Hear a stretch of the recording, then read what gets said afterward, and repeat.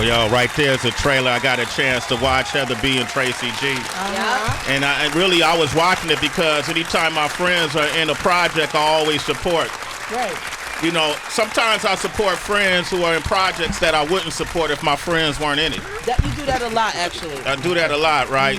Because the project doesn't measure up to how I measure my friendship and the talent with some of these people. So behind this project are people I consider good friends of mine. The director, producer, and screenwriter himself, the one and only Deon Taylor. Give that man a big round of applause.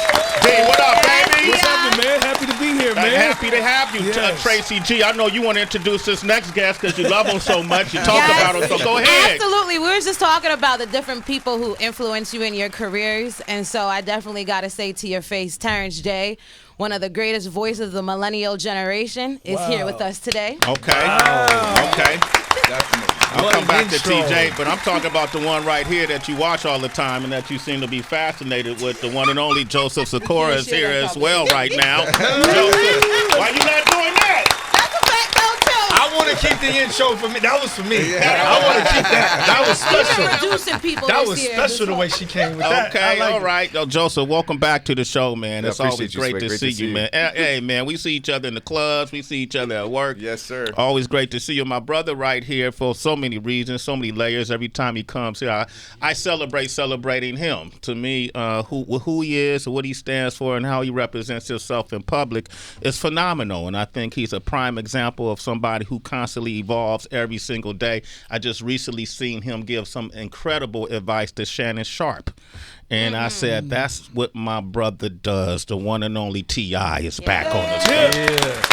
Hey, I didn't even know he was talking about me at first. You didn't know that was I had to catch on, man. Appreciate that's what you, bro. I throw a little loophole, in Thank it, you. man. But Shannon Sharp obviously had a moment where he went off on the basketball court at a Tennessee game, and you talked to him about, hey, man, it's okay to As be. we all do, man. Yeah. I had the same conversation with Will Smith. Really? Yeah, I did. But man, I feel like I'm kind of like the poster child for like fucking up. Yeah, You know what I'm saying? So You got some. if you got Got some man, notches on your belt. hey, guess what, man? You can't fuck up no worse than me, man. Come on home, man. Come on, it's gonna be okay, bro. Yeah, but we walk on eggshells in this business, right? You know. Man, until you went gone and fuck up, get it out the way, then you can be at ease. You know, Every time I've had like a bad press cycle, something bad happened, I had the conversation with him too. Tip will be the first one that I called ain't you. bullshit. I was like, at the end of the call, I was like, man, I was really feeling down. Why did you call me? He was like, I like to bet on the stocks when they low, pimpin'.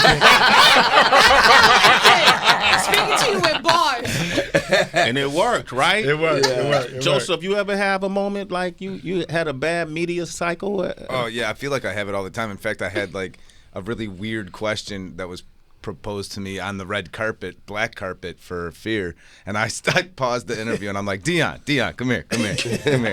You answer this question for me. Yeah. So it's like you do the best you can, and it is interesting. There's tumultuous waters to wade through. Yeah, it is, right? I like to tell people, man, like, I operate under the policy, man. Every storm runs out of rain.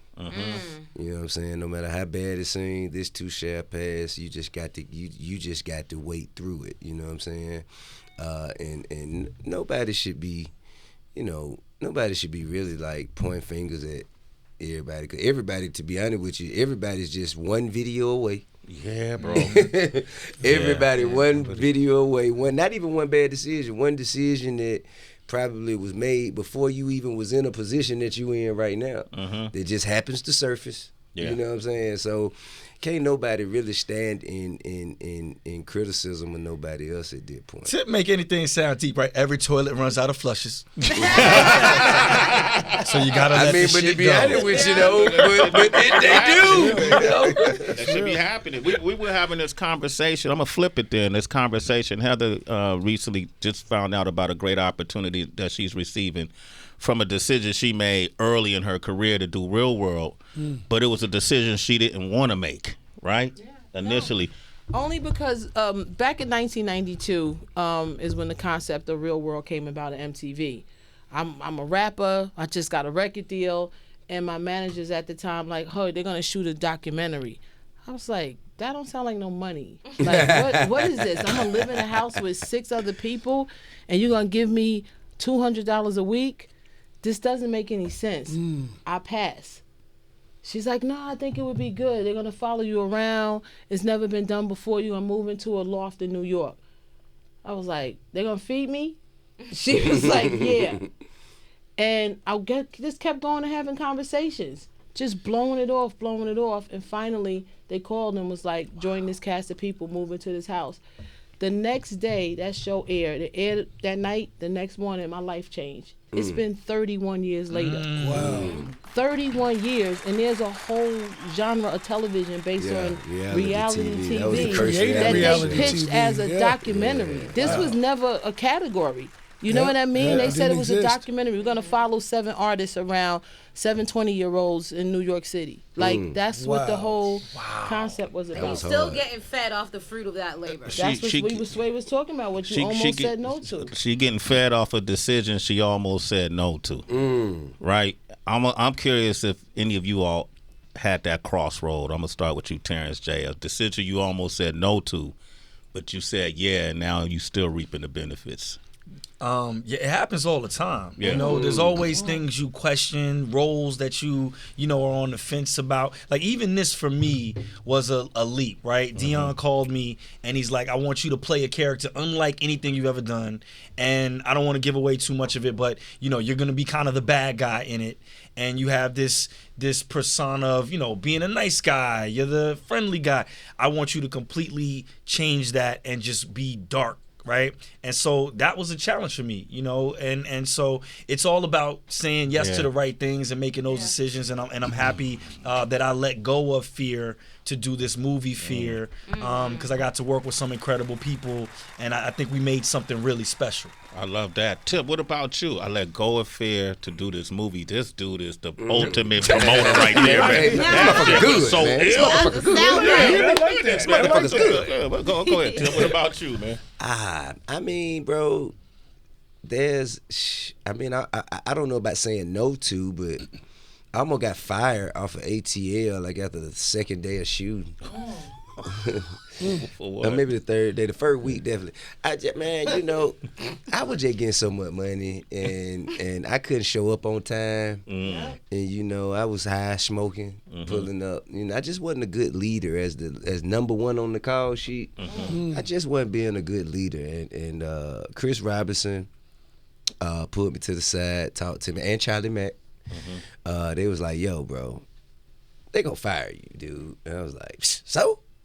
And then Chris was like, nah, see, look, bro, you a first-time actor, and you got a starring role in a film in a major movie studio. People, and then Charlie Mack went on to say, yeah, man, and Will put his reputation on the line for you to get this role. And then, you know, Chris went on to say, and I'm a first-time director. You got other actors like, we need you. If you shut this, if you get fired, they're gonna shut the whole production down. We need you. I was like, well, damn. Since you put it like that, you know what I'm saying? You know, and you know, I felt the different sense of responsibility. I felt, you know, I actually felt like, you know, the captain of a team at that point. And you know what I'm saying, that film went on to become, you know, a cult classic for a generation. Damn, that's a great story. Amazing performance. What about you, Joseph? I say yes to everything. So Okay. I haven't. I mean, I don't even know what to say. No, I mean, I said yes to this straight away. I say yes. I give that advice to actors, young actors, all the time. It's like, say yes until you can say no. So I'm just starting to say no, like yesterday, maybe. I'm trying to think. I was told I couldn't do Ozark, and because they said, oh, it's kind of it's a gray area in your contract and blah blah blah blah blah. And so I called the boss, and 50 said, go do it. I'll take care of it. And I was like, thank God for Fifth with that, because that made a big difference.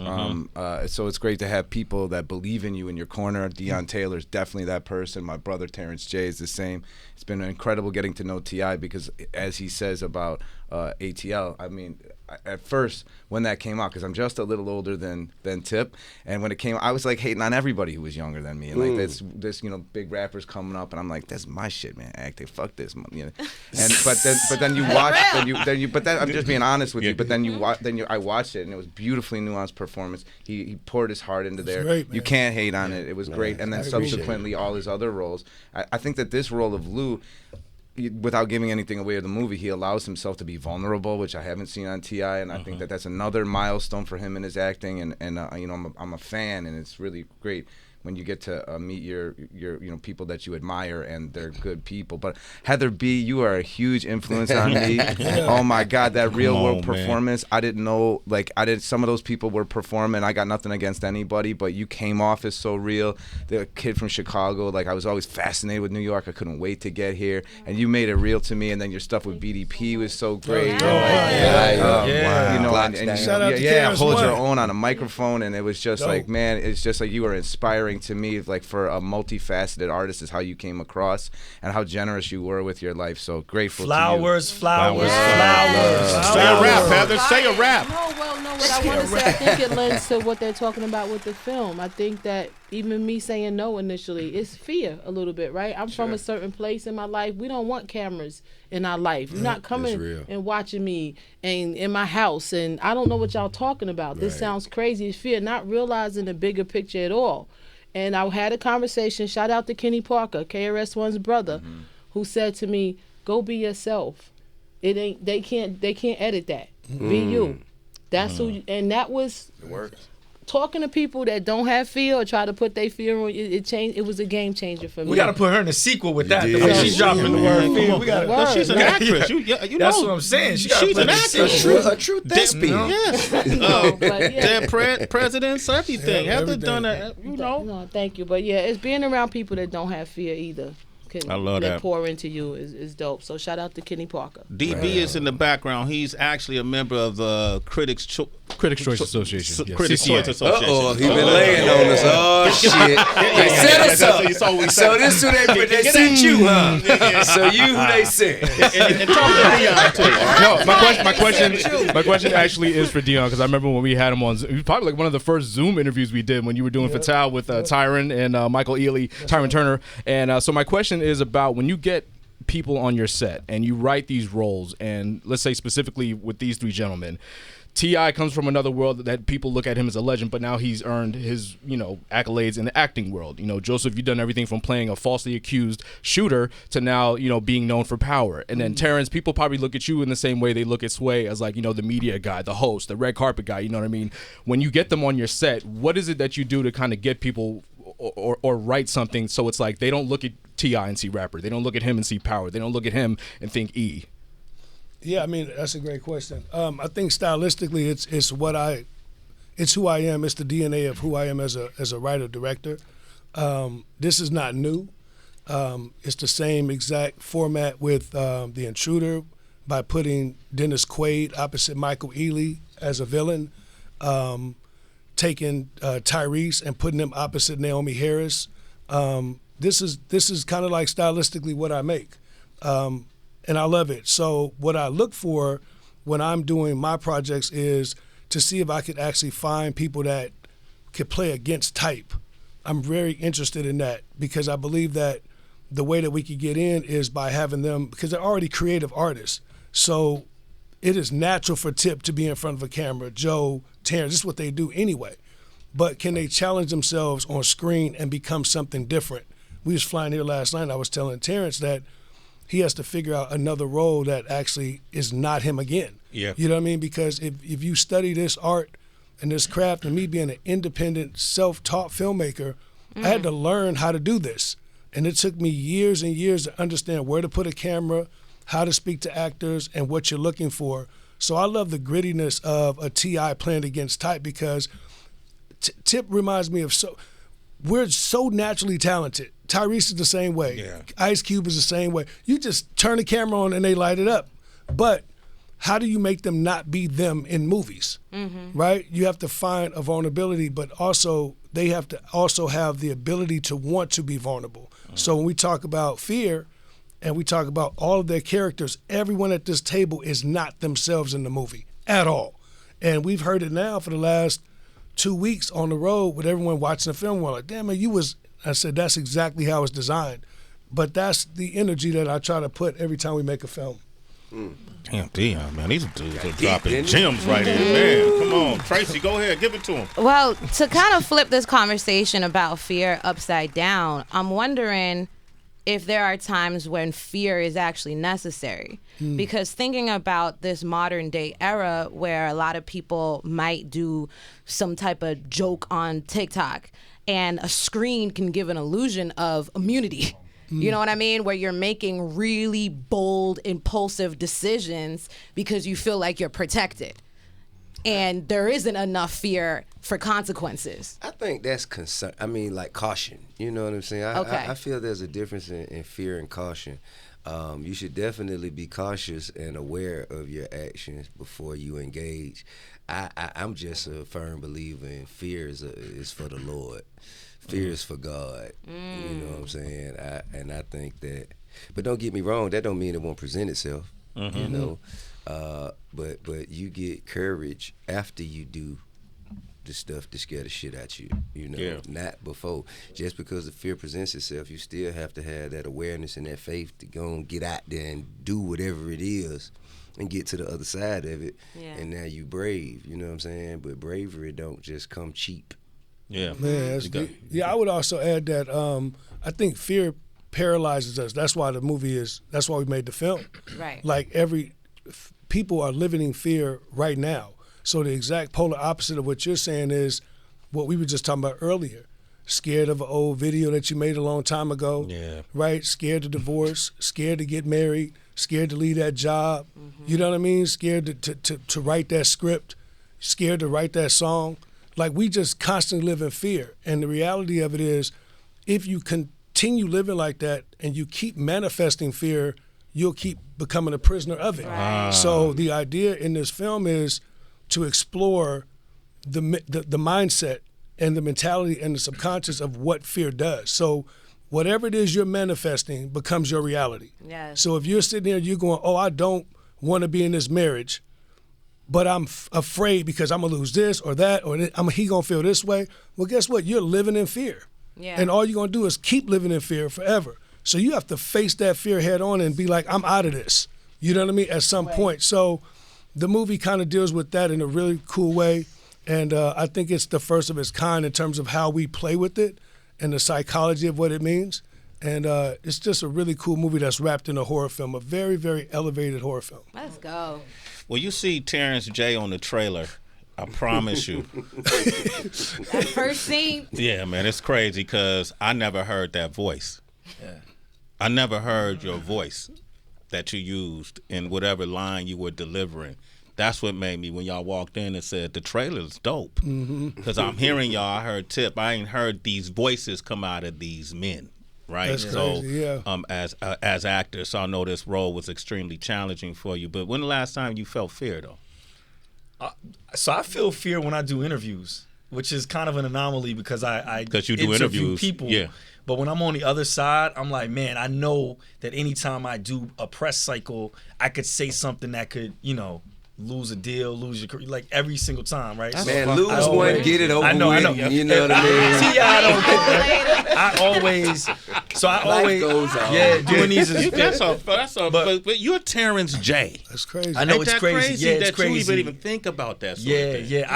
I can jump on stage and host something with 1,000 people and not even think twice about it. But when I have to get interviewed, I'm always very, cautious on what comes out of my mouth. But back to what you were saying about this role, and it kind of goes back to what T.I. was saying at a young age. You still kind of face it now, right? When you're making a lot of money, when you're successful, stepping outside of your box sometimes is a challenge, right? And when Deon called me to do this, you read the script and I'm like, this isn't one of the roles I can just phone in, right? You read a script? I can't. Yeah. I ain't seen no script. They didn't see you a script? Hell no. Deon like, all right, so this what we gonna do? You know what I'm saying? Yeah, this is like, there's gonna be blood on you. You gotta scream. You gotta get physical. You're rolling on the ground. There's all types of. things happening, right? And it's like, this isn't, I could just pull up and, talk to a girl in a movie and do a scene. No, it's a completely different thing. So stepping outside of your comfort zone, I think is what leads to greatness. Working with incredibly talented individuals is what leads to greatness. Yeah. And I just can't wait for people to see this film for so many different reasons. But, one thing Deon said, he was like, people are going to see you in a completely different light after this movie. And I think you will. Absolutely. Terrence J, he's perfect, by the way, for promotions, boy. He brings it back around and make it all make sense. We got a few people on the phone lines. If you want to talk with them, Joseph Sikora is here, T.I. is here, Terrence J is here, Deon Taylor is here. 888-742-3345. Let's go to Maryland. D'Angelo, go ahead. What up, Dig? What's up? What's the Road Warrior? What's up, Sway? We got a Road Warrior up in here. Honk, honk. What's good? What's good? Can't complain. Look, just want to say, man, salutations to all you brothers. Big fans, man. Big fans. Thank you. This question is for Tip. I want to know when you roll for an American Gangster, you got to get into these roles. Yeah. How is it to play a son of Heather's husband in that movie? Common. Oh shit! It was like, what? I was about to say, what the hell happened? He said, how was it to play the son of Heather's husband in American Gangster? An American Gangster. Oh, y'all don't have the headphones on. I was like, why Heather looking so serious? I mean, to be honest, man, that was a phenomenal learning experience for me as an actor. And so many people on that set, just knowingly and unknowingly poured into me and contributed to my evolution. It was, and I was still shocked because I had only done one movie when I got the call. ATL, my first movie, and then they called me probably a month after ATL had dropped and asked, about doing American Gangster. I was like, hell yeah, y'all sure? You know what I'm saying? But you got DW, Russell Crowe, you got Common, you know what I'm saying? RZA, yeah, Ruby D, and Truatella G. Truatella. You got so many and me. Like, God damn, what the fuck? But it just made me step my game up so much more and take acting so much more seriously, and it prepared me for every other role that came after that. I think directly after that was Prison, and then I was a joke. And we thought, well, I didn't see that movie. Nah, I went to Prison directly after that. But then I was like thinking back, when was that released? But Takers, I think Takers was another one that was directly after American Gangster. But I'm just happy to be here still, telling stories and speaking to our people. There you go, man. Hey, D'Angelo, thanks for your call, brother. You a citizen, all right? Love and respect. Have a good one, bro. You already know. The 27th, Friday, January 27th, the movie is called Fear. This Friday. The movie is called Fear. They got a dream team, citizens. It's a dream team that they assembled for this movie, and it's people you've supported already. So this is an easy one for you to support. Anything else you want to say about this movie, Deon? Man, I would just say that what we really love about the film right now is that we all made the movie together. Yes. When you say that, y'all invested in the movie? Or? Yeah, so a lot of people. Oh, shit, man. Yeah. Producers, investors. That's why you call. Yeah. That's right. Absolutely. Indubitably. That's right. This is how we make our stake in Hollywood, right? This is what I've been doing for 17 years. Okay. We own the biggest independent film production company in Hollywood, me and my wife, and that's my partner. And she produces all the films. So everything from The Intruder to Fatale with Hilary Swank and Michael Ealy to Meet the Blacks to Black and Blue, Supremacy, those are our films. We own those. So we make them with our own money and we distribute those. So this movie is no different. The only thing that was not just that. These are not vanity credits. These are actual profit participation that Deon is allowing us to do. So very, very simple math. If a film costs $1 million, he's allowing, me to put 100, him to put 100, him to put 100, so that we're actually building into the budget, so that if the film makes 10 million, 20 million, whatever, we actually have a seat, a real seat at the table. And nobody else in Hollywood does that. Right. Yeah, and also, but I would just say it's not even about the money either. That's what I was just about to say. He's allowing us to learn. Yeah. You know what I'm saying? Yeah, so we can go and replicate this model on our own. Do it on your own. Like Terrence just did. He just shot his own movie, directed by Megan Good. Yep. Allowed me Shout to out do to a Megan. scene in there one time for Megan the director. Okay. You know what I'm saying? And we're going to continue to collaborate together, and absolutely. It allowed me to take my role as a producer on the Power Show seriously and understand.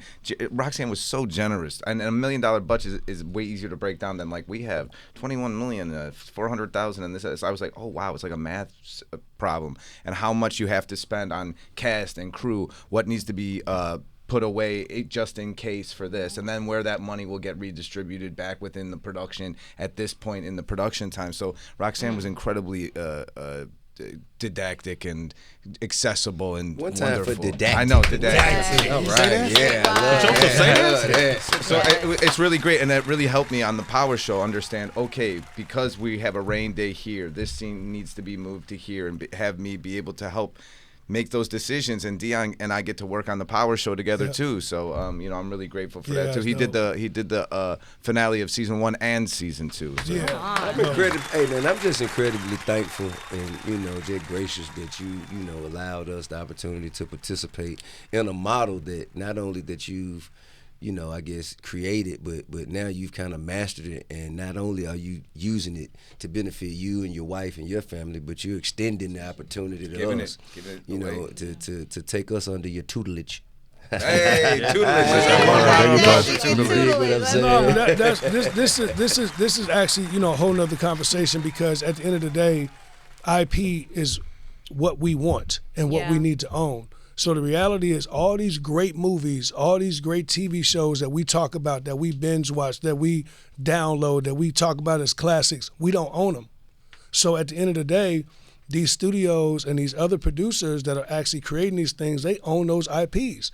So you get someone like a Mark Berg, who's a friend of mine that owns the Saw franchise, who's made $1 billion off of one horror movie. Somebody owns Friday the 13th. Somebody owns Nightmare on Elm Street. Somebody owns Friday. That's a prime example, right? Yeah. So what ends up happening is, could you imagine if Cube was able to own that outright? Yeah. Right? So you're talking about multiples and multiples of billions of dollars. So and going back to your no question, I would just flip that to myself, because it wasn't the fact that I was able to say no to something or say yes to it.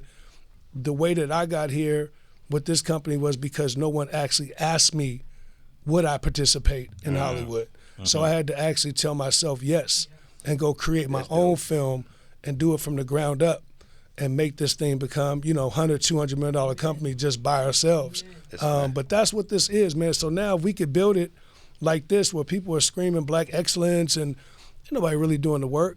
You know what I mean? So it's like, no, this is the work. This is the IP. So when you get ready to go see Fear on Friday, it's a big deal, right? Not only are we out there independently, we're out there competing with the studios at the same level. The trailers, marketing, commercial, NBA spots, everything you see, we're doing right here. Just understand these guys own that movie. You are directly contributing to more T.I. fly-ass cardigans. Hey, man. Directly. He will have more fly cardigans for the whole family. He about to bring cardigans back. Family. He's bringing cardigans back right now, boy. Come on, look at him wrapped up. That's my brother right there. Another thing is, people always say, man, Tip, when you gonna get back in movies? When I'm gonna see you again on the big screen? And I mean, I love the act, I love storytelling, I love the opportunity, but I'm not finna keep sitting down and waiting on a middle-aged white man to see me for a role. You know what I'm saying? And the roles they see me for, I don't see myself in. That's you know right. what I'm saying? And because I think you kind of have to be of the culture to understand what people mean to the culture. And I'm also tired of sitting across the table from people who don't look like us, trying to beg them to tell our stories to our people. And I remember me and DC Young Fly, we partnered to do something, and we were going in and pitching it and whatnot, and we just kept sitting across, just from white people, and they tell, well, I don't know if the community would. I'm like, nigga, how the fuck you gonna tell me what the community? I think. Are we the experts? And that shit just get frustrating. So when I got the call to work alongside, so many other talented and capable actors, alongside somebody who I feel like understands the culture and what the culture needs, in the height of the pandemic, when wasn't no other films in production, we were the first movie made to be made in the pandemic. So y'all did the whole COVID. They made up the protocol. COVID protocol. This is when there were no CDC definitive guidelines in America. Wow. They had the beginnings of that. Deon and Roxanne made those up. They went to the unions, the DGA, the PGA, the Screen Actors Guild, and the Screen Actors Guild. All of those unions signed off on it, and they said, "Yeah, just ask our members, and then you can go make a movie." I love that when Deon initially told me the story, he goes, "I asked the CDC, I was like, can we make a movie?" And they said, "I don't know. They didn't know. Can you?" They didn't know. Yeah. So you got to remember, we're shooting this movie at a time where we're watching CNN, and it's 10,000 deaths a day. So we're in that moment, right, where nothing's happening. What month was it? July 2020. Oh yeah, that was right there. That was right there. Yeah, so the idea was, we were like, can we go up to Tahoe where there's only 1 or 2 cases, and can I get people to just come into this one lodge, and we grab a camera and we just shoot this And thing. it just happened to be haunted. You know what I mean? But that's how we did it. We shot it in 15 days. I was averaging, I think, 60 to 80 setups a day. We knew exactly what we wanted. A lot of these guys had to be visually impaired because they had to understand where I was going to position things that would be VFX-wise, and that's what he was talking about, which is, these incredible scenes that are in the movie of horror where they're acting against something that's not there. And just took me, another year to actually take the film after we shot it, to actually just go live with it and actually make it come together. So when you see the finished product, what I love about the film now is every frame of the movie, you actually see the actors in fear, because we would say cut, and I remember Ruby Modine and Annie, people would walk away and say, "Man, you think we got infected?" We were super close that time. It was that moment. So when I watched the film, I was like, yo, so the movie plays on all of those fears that we were going through. Wow. And remember, now everybody's cool and tough about COVID, but there was a moment where, if you sneezed, see this film. See this film. We play on all those fears, man. It's dope. Yeah. DB, before we let these brothers go, we were having a conversation about the Oscar nominations, and Heather was going off, and we were just talking about those who were nominated and those who weren't. DB, ask Deon. Let's ask the panel what they think about these. Yeah, I mean, the question is pretty simple, really. It's just the argument that if you don't support the films and the artists and the actors and the crews and everybody that's involved in these films and television series, then it's hard to be upset when you don't see them get nominated. You know what I mean? I made the reference of, like, you can't complain about politics if you don't vote for who you want in office. That's right. So is the same true for Hollywood? Like, if you don't support these films and series and animated shorts, documentaries, whatever, then don't be surprised if you don't see them up for awards. That's absolutely right. But I think outside of just supporting the Academy and all of the categories have to actually support as well. The one thing that I think is interesting is that we're very tired of is that the politics of one black person got this, so now you could go over here and do that. Like this morning we woke up and we know Angela Bassett and Viola Davis should have been nominated. Come on, that's what we so don't but if you so you look at and Ryan Coogler. So Ryan actually does qualify for a nomination on the Rihanna song. Because he wrote the lyrics. I know. Yeah, but a minutia. But right. Like people would be shocked to find out Antoine Fuqua has never been nominated for. Really? Right? So think about Training Day. Right. What I'm saying is we got to get out of oh yeah, we'll do this and this, but not this, because everybody else gets all of it.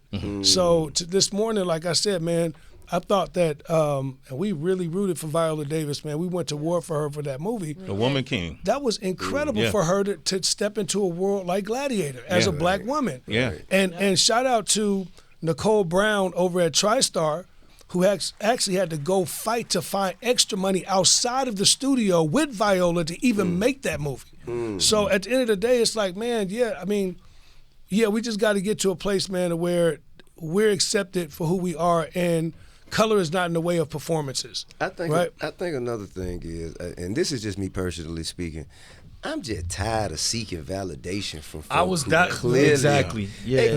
They clearly either aren't qualified or aren't interested in celebrating our people. So, fuck them.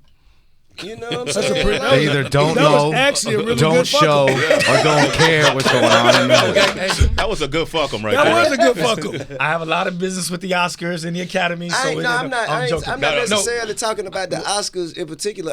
You can fill in the blank with whoever it is. We need to put the same weight and emphasis when the NAACP Image Awards, when ABFF, even the BET Awards, like, I'm just all about supporting us, right? So when we have our own shows, we have our own awards, the awards that we're building out, we got to put the same weight in our community that they put on theirs. And that's the bottom line, right? Is that we got to stop seeking the validation from other people to tell us that our shit is hot. We know our shit is hot, right? And the more we do that, the more we have our own validation from what we do, then they're going to follow.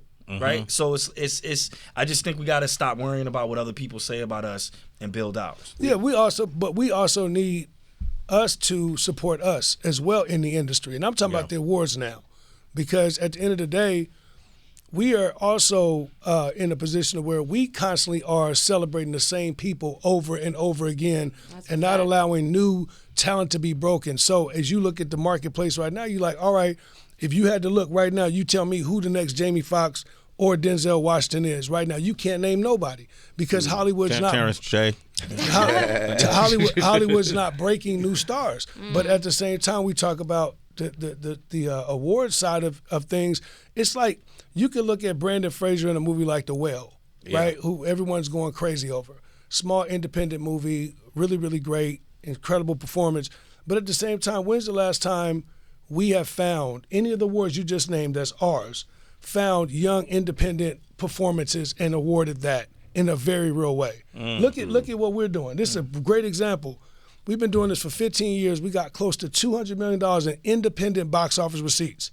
We've never been nominated for an Independent Spirit Award. How could that be? Yeah. A MTV Scream Award, right? I think Supremacy was one of the best movies.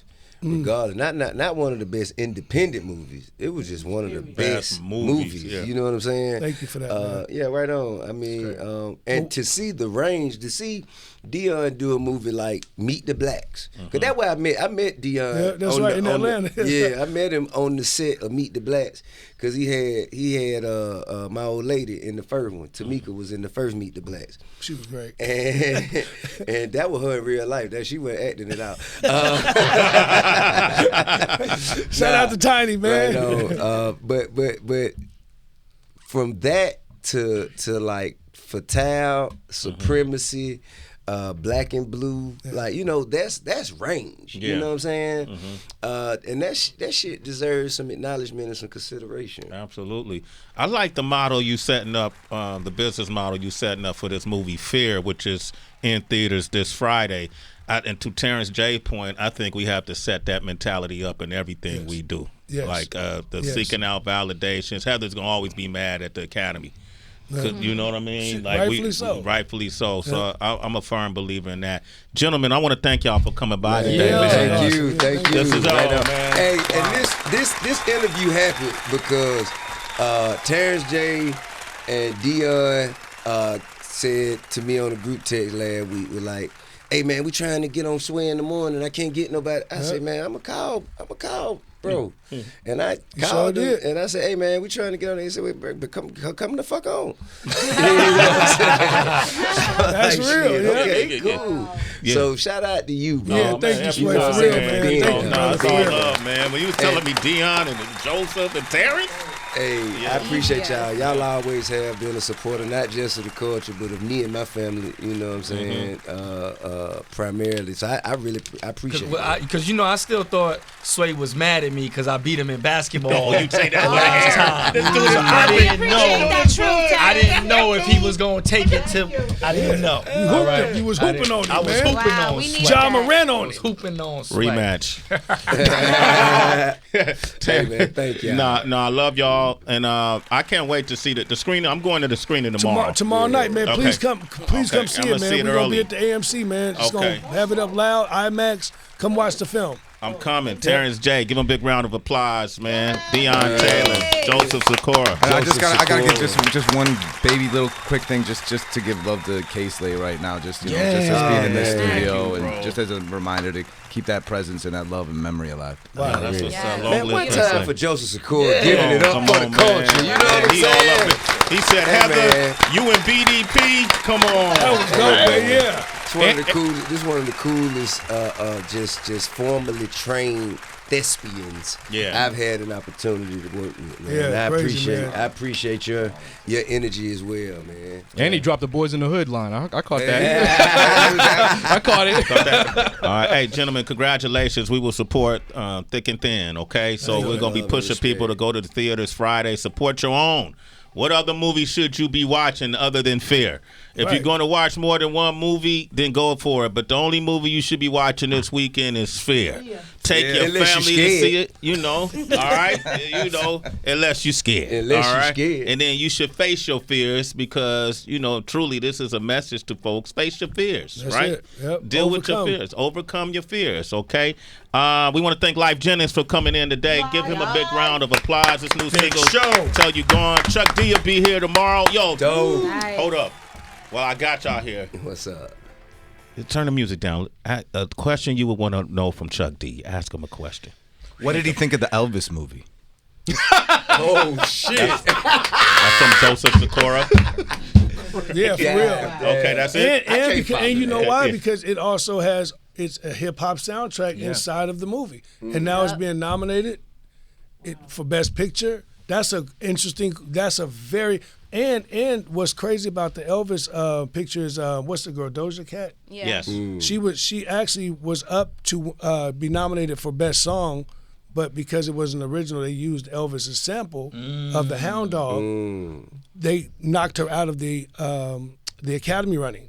But what's interesting is I believe there's a publishing conversation between Hound Dog and Elvis with a black writer. Yeah. Damn. So So, Elvis didn't write that. That's exactly right. I can't think of the writer's name. It's a but lot to Well, that. I know he was the hero the most, but But he never gave a damn. Hey, Yeah, Joe. Hey, Yeah, Joe. man, Yeah, Joe. man, you hard. No, you taught me now. You taught me now. Hey, You taught Chuck, me now. that's the question, Chuck. All right. I'd also like to know what it would take for him, Flay, Griffin, Public Enemy to get back together and do a reunion, album, tour, song, feature. At least a show. At Something. least a Yeah, big One show. show. Yeah. That's from T.I., Deon Taylor, That's and from Terrence all of J. us, man. That's You from know, everybody, man. We need. You know why? Because tomorrow's not promised, and at the end of the day, man, like I think whatever I don't know, we don't know. You know what I mean? But what they meant to us, it would be really dope, man, to just see them give us that.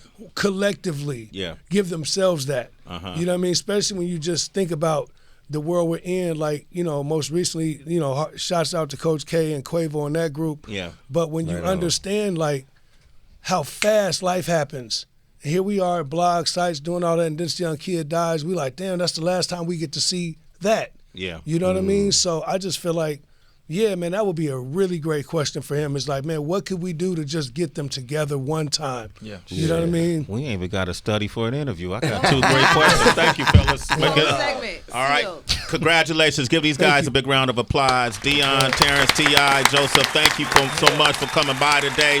We'll be back tomorrow. Y'all stay on the right side of positivity. Heather B, I know you headed to Urban View. Yep. All right. You can hit her up at the happy hour, WHB. Catch her on Tamarind Hall. What day you gonna be airing? Friday. All right, T.I., she took a lot of the advice you gave, and now her e-commerce platform is selling out every day. You did what I'm saying? No, I absolutely did. I started a vegan lip line called Billy Talk. Fire. For female entrepreneurs. That's dope. And Awesome. it's just been amazing. Thank you for the conversation. And thank you to Vinny from Naughty by Nature. It was you two guys who I spoke to that gave me the words that I needed. Again, pouring into me, minus that fear. And That's right. Man, thank you. Boom. Man, Boy, love and respect. boom. Love and respect. Minus that fear, baby. Yeah. Okay, Tracy G, how can they reach you? Citizens Twitter, Instagram at it's Tracy G, ITSTRACYG. Okay, I Joseph need Sikora. Tracy G to do my my voicemail Yeah, she on my did. phone. Yeah. When she introduced me, I did need that. She that. did If people call me, they got to talk to her. Okay, there you go, man. All right, you can follow these guys on their social. They're famous, so it's easy to dig. Torch, how can they reach you? I'm at Torchington. That's Torch, INGTON. String that street sermons right now. Torture MC too. Everybody on my team, multifaceted. Okay. DB, you heard him. Critics' Choice. He's gonna vote for your film, by the Man, way. We sure need you, appreciate brother. that, man. Thank you. And if you don't like it, don't say nothing. You can find me everywhere at It's Really DB. All right, cool. I'm at Real Sway across the board. Once again, still on the right side of positivity, and we have nothing left to say.